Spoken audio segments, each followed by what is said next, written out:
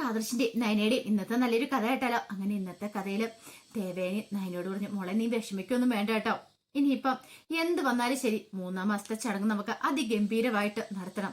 പിന്നെ നീ നവ്യയുടെയോ അബിയുടെയോ കാര്യമൊന്നും ഓർത്ത് വിഷമിക്കാനൊന്നും പോണ്ട. എത്രയാന്ന് പറഞ്ഞാലും അവരുടെ തലയിലേക്കൊന്നും കേറാൻ പോകുന്നില്ല. അവര് നന്നാവുകയാണെ നന്നാവട്ടെ. ഇനിയിപ്പൊ പഴയതുപോലെയൊന്നും അബിയെ പിടിച്ചു കെട്ടാൻ പറ്റില്ല, അറിയാലോ. അവനൊരു തോന്നലുണ്ടായിരിക്കും സത്യങ്ങളൊക്കെ നവ്യ തിരിച്ചറിഞ്ഞല്ലോ എന്ന്. കാരണം ഇപ്പൊ നമ്മൾ എന്തൊക്കെ പറഞ്ഞാലും അവള് വിശ്വസിക്കാനും പോകുന്നില്ല. ആ നിലയ്ക്ക് അവരവരുടെ വഴിക്ക് വിടുന്നതന്നെ നല്ലതെന്ന് പറഞ്ഞു. ഇത് കേട്ടപ്പോ എനിക്ക് ഭയങ്കര സങ്കടമായി. പിന്നീട് ദേവേനി പറഞ്ഞു, അതെ മോളും മോളുടെ ആരോഗ്യമൊക്കെ ശ്രദ്ധിക്കണം കേട്ടോ. എങ്കിൽ ശരി ഞാൻ പോട്ടെ എന്ന് പറഞ്ഞ് ദേവേനി ഇറങ്ങുവാണ്. ദേവേനി പോയി കഴിഞ്ഞപ്പം നയന ആദർശനോട് പറഞ്ഞു, ആദർശേട്ടാ അല്ല നവ്യേച്ചിയൊക്കെ 3-ാം മാസം ചടങ്ങിനെ വിളിച്ചാൽ വരുമായിരിക്കും അല്ലേന്ന് ചോദിച്ചു. അതിനെക്കുറിച്ചൊന്നും അറിയില്ല എന്ന് പറഞ്ഞു. അല്ല മുത്തശ്ശനെ ഞാൻ വിളിച്ചാലോ? മുത്തശ്ശനെ വിളിച്ചാലും മുത്തശ്ശൻ വരുമെന്ന് എനിക്ക് തോന്നില്ല. പിന്നെ വിളിച്ചു നോക്ക്, വരുവാണേ വരട്ടെ എന്ന് പറഞ്ഞു. അല്ലാതിപ്പം നമുക്ക് എന്ത് ചെയ്യാൻ പറ്റും? അങ്ങനെ കുറച്ച് സമയം കഴിഞ്ഞപ്പോ ദേവേനയും ജയനും കൂടെ മൂർത്തി മുത്തശ്ശന്റെ അരിയിലേക്ക് വരുവാണ്. അപ്പോഴേക്കും മുത്തശ്ശി വന്നിട്ട് പറഞ്ഞു, അതെ ഇവർക്ക് എന്തോ പറയാനുണ്ടെന്ന്. ഇവർക്ക് എന്തേലും പറയാണെങ്കിൽ അതിന് മറ്റുള്ളവരുടെ അനുമതി വേണോ? ഇവർക്ക് എന്തെങ്കിലും പറയാണ്ട് നേരിട്ട് പറഞ്ഞാ പോരേന്ന് ചോദിച്ചു. അല്ല അത് പിന്നെ എന്താ വസ്തുത, നീ എന്താ കിടന്ന് ഉരുണ്ട് കളിക്കുന്നേ? എന്താടാ നിനക്ക് എന്തേലും പറയാൻ ബുദ്ധിമുട്ടുണ്ടോ എന്ന് ചോദിച്ചു ജയനോട്. അല്ലച്ചാ അത് ഞാൻ പിന്നെ. അപ്പോഴേക്കും മുത്തശ്ശി പറഞ്ഞു, അല്ല പണ്ട് കാലത്തൊക്കെ എന്ന് പറഞ്ഞാല് ഇങ്ങനെ കാരണന്മാരുടെ മുന്നിൽ വന്ന് സംസാരിക്കാനായിട്ട് പോലും മക്കൾക്ക് വിഷമുള്ള കാര്യമായിരുന്നല്ലോ. വിഷമം എന്ന് പറഞ്ഞാൽ പേടിയുള്ള കാര്യമായിരുന്നു. പക്ഷെ ഇപ്പോഴങ്ങനെയല്ല. കാരണം ഇപ്പോഴ് തോളത്ത് കൈയിട്ടോണ്ട് നടക്കുന്ന സമയം. മുത്തശ്ശൻ പറഞ്ഞു, അത് ശരിയാ, തോളത്ത് കൈയിട്ടോണ്ട് നടക്കുകയും ചെയ്യും, ഇടയ്ക്കിടയ്ക്ക് കാല് വാരുകയും ചെയ്യും. അങ്ങനത്തെ പരിപാടികളൊക്കെ മക്കൾ കാണിക്കുമെന്ന് പറഞ്ഞു. ഈ സമയം മുത്തശ്ശി പറഞ്ഞു, അതെ എന്താന്ന് വെച്ചിട്ടുണ്ടെങ്കിൽ അവരോട് ചോദിക്കുക, അവർക്ക് എന്തെങ്കിലും പറയാൻ കാണും, അതുകൊണ്ടല്ലേ അവര് വന്നിരിക്കുന്നേ. ഒടുവില് ദേവേനി പറഞ്ഞു, അച്ഛാ എനിക്കൊരു കാര്യം പറയാണ്ടെന്ന് പറഞ്ഞു. കാര്യം എന്താന്ന് വെച്ചാൽ പറ ദേവേനി, നീ എന്തിനെങ്കിലും മുഖവരി ഇടുന്നതെന്ന് ചോദിച്ചു. അത് നയനമോളുടെ 3-ാം മാസം ചടങ്ങല്ലേ വരുന്നേ, അതിന്. അല്ല എല്ലാരും വേണമെന്നോ നയനമോള് പറയണേ, അതുകൊണ്ട് അച്ഛനും വരണമെന്ന് പറഞ്ഞു. ഹോ ഞാനും കൂടെ വരണമല്ലേ? ദേവേനി നിന്നോടൊരു കാര്യം ഞാൻ മുമ്പ് പറഞ്ഞിട്ടുണ്ടായിരുന്നു, നിന്നോട് മാത്രല്ല ഈ വീട്ടിലുള്ളവരോടും. അതിന് ഒരു മാറ്റം ഉണ്ടാകാൻ പോകുന്നില്ല. അപ്പോഴേക്കും ദേവേനി പറഞ്ഞു, അത് പിന്നെ നയനമോൾക്ക് ഭയങ്കര വിഷമോ അച്ഛനില്ലാത്തോണ്ട്. വിഷമോ? ആർക്ക് എന്ത് വിഷമം ഉണ്ടായാലും ശരി, അതൊന്നും എന്നെ ബാധിക്കുന്ന കാര്യമില്ല. അല്ലച്ച ഒന്നുകൂടെ ഒന്ന് നിന്നോട് പറഞ്ഞാൽ മനസ്സിലാവൂലേ? മലയാളം അല്ല ഞാൻ പറഞ്ഞേ, ഇനി എന്താ ഞാന് ദേഷ്യപ്പെടണം എന്നൊക്കെ ചോദിച്ചു കുറെ അങ്ങോട്ട് ചീത്ത പറയണം. ദേവേനയും ജയനും ഒക്കെ ആകെപ്പട വല്ലാതായിപ്പോയി. അപ്പോഴേക്കും മുത്തശ്ശി പറഞ്ഞു, എന്തിനാ ഇങ്ങനെ ദേഷ്യപ്പെടുന്നതെന്ന് ചോദിച്ചു. പിന്നെ ദേഷ്യപ്പെടാതെ ഒന്ന് പറഞ്ഞ തലയിലേക്ക് കയറില്ലാത്തോട് പിന്നെ പറഞ്ഞിട്ട് കാര്യമുണ്ടോ? ഞാൻ നിങ്ങൾ ആരെങ്കിലും പോകുന്നതിന് എതിർത്തോ? ഇല്ല, നിങ്ങളോടൊക്കെ പോയിക്കൊള്ളാൻ പറഞ്ഞു. ഞാൻ മാത്രം വരുന്നില്ലെന്നല്ലേ പറഞ്ഞേ? അതിന് തക്കതായ കാരണമുണ്ട്. ഇനി ഈ കാര്യം പറഞ്ഞുകൊണ്ട് എന്റെ മുന്നിലേക്കാനും വന്നാണ്ടല്ലോ ഞാൻ കാണിച്ചു തരുന്നുണ്ടെന്നൊക്കെ പറഞ്ഞ് ദേഷ്യപ്പെട്ടു. ഒടുവില് ജയനും ദേവേനയും അങ്ങോട്ടേക്ക് പോവാണ്. ഈ സമയത്ത് മുത്തശ്ശി പറഞ്ഞു, അല്ല പൈസയുള്ളല്ലേ ഒരു സിനിമ പിടിച്ചുകൂടെന്ന് ചോദിച്ചു. സിനിമയോ? അതെ, ആക്ടിങ് നല്ല വശമുണ്ടെന്ന് പറയണം. ഇതുപോലെ അഭിനയിക്കുവാണെങ്കിൽ സിനിമ 100 ദിവസം ഓടിക്കോളൂ എന്ന് പറഞ്ഞു. മുത്തശ്ശൻ പറഞ്ഞു, എന്ത് ചെയ്യാനാടോ, ഇങ്ങനെയൊക്കെ അഭിനയിച്ചല്ലേ ജീവിതം മുന്നോട്ട് പോകത്തുള്ളൂ. അല്ല നയന മോൾക്ക് ഭയങ്കര വിഷമമെന്ന് ദേവേനി പറഞ്ഞു കേട്ടോ. അതെ മോൾക്ക് വിഷമമുണ്ടെങ്കിൽ അതിന്റെ ഇരട്ടി വേദന എനിക്കുണ്ട്. എനിക്ക് അവിടെ ചെന്ന് ചടങ്ങിൽ പങ്കെടുക്കാൻ പറ്റാത്തതിന്റെ. പക്ഷെ നമ്മളൊരു കാര്യത്തിൽ ഉറച്ചു വിശ്വസിച്ചിട്ടുണ്ടെങ്കിൽ നമ്മൾ ആ സ്റ്റാൻഡിൽ തന്നെ നിൽക്കണമല്ലോ. അതുകൊണ്ട് മാത്രം എന്റെ മനസ്സ് മുഴുവൻ അവിടെയായിരിക്കും എന്നൊക്കെ പറഞ്ഞ് മുത്തശ്ശൻ സങ്കടപ്പെടണം. മുത്തശ്ശന്റെ കണ്ണൊക്കെ നിറഞ്ഞു വന്നു. അപ്പോഴേക്കും മുത്തശ്ശി പറഞ്ഞു, ഇദ്ദേഹത്തിന്റെ കണ്ണ് നിറഞ്ഞല്ലോ എന്ന് പറഞ്ഞു. എങ്ങനെ നിറയാതിരിക്കൂടെ വസ്തുതരെ? ഞാനും പ്രതീക്ഷയോടെ കാത്തിരുന്നൊരു ദിവസമല്ലേ. പക്ഷെ എനിക്ക് പോകാൻ പറ്റില്ല. സാരമില്ല, പോട്ടെ. എന്റെ എല്ലാ അനുഗ്രഹങ്ങളും എപ്പോഴും നയനമോളോടൊപ്പം ഉണ്ടായിരിക്കും. പിന്നെ എനിക്കിവിടെ പകരമായിട്ട് താൻ പോയി കാര്യങ്ങളൊക്കെ നടത്തിയാൽ മതിയെന്ന് മുത്തശ്ശൻ പറഞ്ഞു.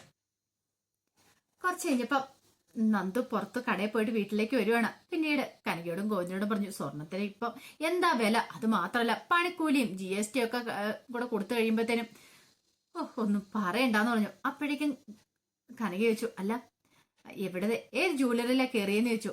അത് പിന്നെ മോസ്തി ജ്വല്ലറിയിലാന്ന് പറഞ്ഞു. അപ്പോഴേക്കും കനക ചോദിച്ചു, അല്ല വല്ല പണിക്കൂലി വല്ല കുറച്ചോ തന്നോ? അതൊന്നും വേണ്ടമേ, അല്ലെങ്കിൽ ഞാൻ നേരത്തെ വിളിച്ചു പറഞ്ഞിട്ടൊന്നും അല്ല പോയത്, അതിന്റെ ആവശ്യമില്ലല്ലോ. അവിടെ കയറിയിട്ടുണ്ടെങ്കിൽ എല്ലാവരും പണിക്കൂലിയും കാര്യങ്ങളൊക്കെ വാങ്ങും, ആർക്കും അങ്ങനെ ഓഫറൊന്നും വലിയധികം കൊടുക്കാറൊന്നും ഇല്ലോ എന്ന് പറഞ്ഞു. അത് കേട്ടപ്പോ ഗോവിന്ദൻ പറഞ്ഞു, അത് ശരിയായിട്ടുള്ള കാര്യമാണ്. പിന്നെ അവിടുത്തെ സ്വർണ്ണം എവിടെ കൊണ്ടു കൊടുത്താലും അതിന്റെ പ്യൂരിറ്റി എന്ന് പറഞ്ഞിട്ടുണ്ടെങ്കിൽ നല്ല തന്നെയായിരിക്കും. അതിനൊരു മാറ്റം ഉണ്ടാകാൻ പോകുന്നില്ല. അതുകൊണ്ട് ആ കാര്യത്തില് വിശ്വസിക്കാന്ന് പറഞ്ഞു. അപ്പോഴേക്കും കനക ചോദിച്ചു, അല്ല എത്ര പവനാ വാങ്ങിയത്? 2 പവൻ വാങ്ങിയെന്ന് പറഞ്ഞു. 2 പവനോ? അതെ. നയനേച്ചിക്ക് വേണ്ടി കൊടുക്കുന്നതല്ലേ ഒന്നിനും കുറയ്ക്കാൻ പാടില്ല. കാരണം അനന്തപുരിക്കാരൊക്കെ നല്ല വില കൂടിയ സമ്മാനങ്ങളൊക്കെ കൊടുത്തു കഴിയുമ്പോൾ അത്രയും വരെ എത്തില്ലെങ്കിലും നമ്മളും ചെറിയ തോതിൽ എന്തെങ്കിലും ചെയ്യണ്ടേ, ഒന്ന് കാണിച്ചെന്ന് പറഞ്ഞോണ്ട് കനക വളം മേടിച്ചു നോക്കി. കൊള്ളാലോ, നല്ല ഭംഗിയുണ്ടല്ലോ. അല്ല മോളെ, ഇതിന്റെ ബില്ല് എന്നാന്ന് പറഞ്ഞ് കാണിച്ചു. ഇത്രയും പൈസ, അപ്പൊ നിന്റെ അക്കൗണ്ട് കാര്യമായി കാണുമല്ലോ. അതൊന്നും സാരില്ലമ്മേ, വല്ല കാലത്തല്ലേ ഇങ്ങനെ ഒരു ആഘോഷമൊക്കെ ഉള്ളെന്ന് പറഞ്ഞു. കോന്നി ചോദിച്ചു, മോളെ ഇത് അവളുടെ കയ്യെ പാകമാകുമോ? എന്റെ നയനേച്ചിയിലൊക്കെ കൈക്ക് ഏകദേശം ഒരേപോലെ തന്നെയാ, അതുകൊണ്ട് പേടിക്കേണ്ട കാര്യമൊന്നുമില്ല. എന്റെ കയ്യെ പാകത്തിലുള്ള ഞാൻ എടുത്തേന്നൊക്കെ നന്ദു പറഞ്ഞു. കനയ്ക്കും ഗോവിന്ദനും അതൊക്കെ കേട്ട് കഴിഞ്ഞപ്പോ സന്തോഷമായി.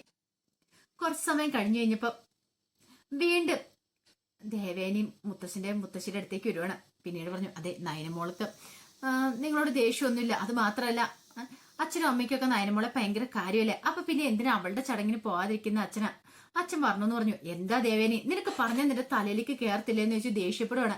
എത്ര വട്ടം നിന്നോട് പറഞ്ഞു ഞാൻ വരുന്നില്ല എന്ന്. അല്ല അത് പിന്നെ മോള് പ്രഗ്നന്റ് ആയിട്ടിരിക്കുമല്ലേ അച്ഛാ, ഈ സമയത്ത് മോളുടെ മനസ്സിനെ വേദനിപ്പിക്കണമെന്ന് ചോദിച്ചു. അതെ, ഞാൻ വന്നിട്ടുണ്ടെങ്കിൽ അവളുടെ മനസ്സ് വേദനിക്കാൻ പോകുന്നത്, ചിലപ്പോൾ ഞാൻ എന്തെങ്കിലുമൊക്കെ വിളിച്ചു പറഞ്ഞു വരും അവിടെ വെച്ച് എന്നൊക്കെ പറഞ്ഞ് ദേഷ്യപ്പെടുവാണ്. അപ്പോഴാണ് നവ്യ അങ്ങോട്ടേക്ക് വരുന്നത്. നവ്യയെ കണ്ടു കഴിഞ്ഞപ്പോ ദേവേനി ചോദിച്ചു, അല്ല നവ്യെ, നിന്റെ അനുജത്തിയുടെ 3-ാം മാസ ചടങ്ങല്ലേ എന്ന് ചോദിച്ചു. അപ്പൊ നീ വരുന്നില്ലേന്ന് ചോദിച്ചു. ഓ ചടങ്ങ്, അവളുടെ 3-ാം മാസ ചടങ്ങ്, അതേക്കുറിച്ചൊന്നും പറയാതിരിക്കുന്ന ഭേദം. അത് കേട്ടപ്പം മൂർത്തിമുത്തൻ ചോദിച്ചു, അല്ല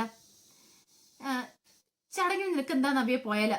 ശരിക്കും ഒന്ന് ആലോചിക്കട്ടെ, പോണ വേണ്ടെന്ന് ഞാൻ തീരുമാനിച്ചിട്ടില്ല എന്ന് പറഞ്ഞു. മുത്തശ്ശി ചോദിച്ചു, അല്ല മോളെ നീ ഇത് എങ്ങോട്ടേക്കാ പോയെന്ന് ചോദിച്ചു. എനിക്കൊരു കാര്യം ഉണ്ടായിരുന്നു, അത് മാത്രല്ല ഞാൻ എന്റെ വീട്ടിൽ കയറിയിട്ടാ വരുന്നത്. വീട്ടിൽ കയറിട്ടോ? അതെ, എന്റെ അച്ഛനോടും അമ്മയോടും ഒക്കെ 2 വാക്ക് സംസാരിക്കാണ്ടായിരുന്നു, അതിനു വേണ്ടി കൂടെ പോയതാന്ന് പറഞ്ഞു. ആ സമയം മുത്തശ്ശി പറഞ്ഞു, മോളെ അവരൊക്കെ പാവങ്ങളാന്ന് പറഞ്ഞു. പാവങ്ങളാണ് പോലും, എല്ലാരും കൂടെ ചേർന്നിട്ട് എന്റെ അഭിയം കൂടെ തെറ്റിക്കാൻ ശ്രമിച്ചു. മുത്തശ്ശൻ പറഞ്ഞു, ആര് തെറ്റിക്കാൻ ശ്രമിച്ചെന്ന്? അവന്റെ കയ്യിൽ രൂപ എങ്ങനെയൊക്കെ സംഭവിച്ചെന്ന് പറഞ്ഞു. അതേ മുത്തശ്ശനോട് എനിക്കൊരു സ്നേഹവും മതിപ്പൊക്കെ ഉണ്ട്. കാരണം ആദർശ് തെറ്റ് ചെയ്ത് കഴിഞ്ഞപ്പോ അയാളെ പുറത്താക്കിയില്ലേ, പക്ഷെ പുറത്തിറങ്ങി കഴിഞ്ഞിട്ടും അയാൾ എന്താ ചെയ്യുന്നറിയാവോ? അയാള് വെറുതെ ഇരിക്കുന്നില്ല എന്ന് പറഞ്ഞു. ഞങ്ങളുടെ ജീവൻ നശിപ്പിക്കാനായിട്ട് ഓരോന്നൊക്കെ ചെയ്തുകൊണ്ടിരിക്കുക. അപ്പോഴേക്കും ദേവേന് പറഞ്ഞു, വെറുതെ അനാവശ്യം പറയാൻ നീയ. അനാവശ്യം ഒന്നുമല്ല, സത്യമായിട്ടുള്ള കാര്യ. പിന്നെ പോരാത്തിന് കൂട്ടായിട്ട് അവളുണ്ടല്ലോ, ആ നയനെന്ന് പറയുന്നോളും നന്ദു, രണ്ടും എന്റെ അനുജത്തിമാരാ. പക്ഷെ രണ്ടിനെ കൊണ്ട് എനിക്കൊരു പ്രയോജനം ഇല്ലാന്ന് പറഞ്ഞു. രണ്ടും കൂടെ കൂടി ചേർന്നിട്ട് എന്റെ അഭിക്കിട്ട് പണി കൊടുക്കാൻ ശ്രമിക്കുന്നത്. ഞാനിതങ്ങനെ വെറുതെ വിടുമെന്ന് കരുതിയോ? ഒരിക്കലും വെറുതെ വിടില്ല. അവനെ പോലീസ് ലോക്കപ്പിൽ കൊണ്ട് തല്ലി മർദ്ദിച്ച് അവശനാക്കി വിട്ടതാണ് അവള്. അപ്പൊ അവൾക്കിട്ടുള്ള പണി ഞാൻ കൊടുക്കൂന്ന് പറഞ്ഞു. ഇത് കേട്ടപ്പോ മുത്തശ്ശി പറഞ്ഞു, നീ ആള് കൊള്ളാലോ എന്ന് പറഞ്ഞു.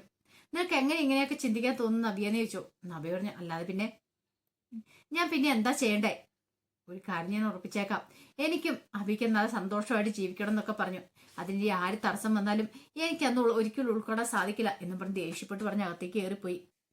അവൾ അങ്ങോട്ട് പോയി കഴിഞ്ഞപ്പോഴത്തേനും ദേവേന് പറഞ്ഞു, കേട്ടില്ല അമ്മയോട് പറഞ്ഞിട്ട് പോയത്, എന്ത് ചെയ്യാൻ പറ്റും മോളെ, ചിലരിങ്ങനെയാണ്, നമ്മൾ എത്ര പറഞ്ഞാലും തലയിലേക്ക് കയറില്ല എന്ന് പറഞ്ഞു.